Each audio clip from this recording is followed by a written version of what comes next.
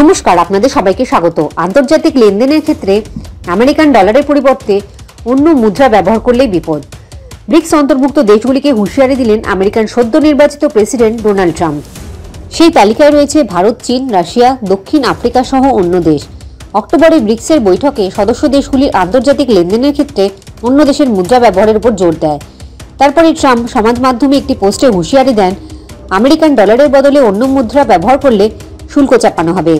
সমাজ মাধ্যমে পোস্ট দিয়ে ট্রাম্প লিখেছেন, আমেরিকান ডলারের থেকে ব্রিক্সের সদস্য দেশগুলি যে সরে যাওয়ার চেষ্টা করছে তা দাঁড়িয়ে দেখার দিন শেষ। এই দেশগুলিকে কথা দিতে হবে যে তারা কোনোদিন নতুন ব্রিক্স মুদ্রা তৈরি করবে না, আমেরিকান ডলারের পরিবর্তে অন্য কোনো দেশের মুদ্রা ব্যবহার করবে না।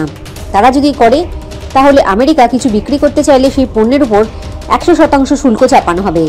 তিনি আরও জানিয়েছেন, ব্রিক্সের সদস্য দেশগুলি যতই অন্য দেশের মুদ্রা প্রচলনের চেষ্টা করুক, আন্তর্জাতিক বাজারে কখনোই তা আমেরিকান ডলারকে টেক্কা দিতে পারবে না।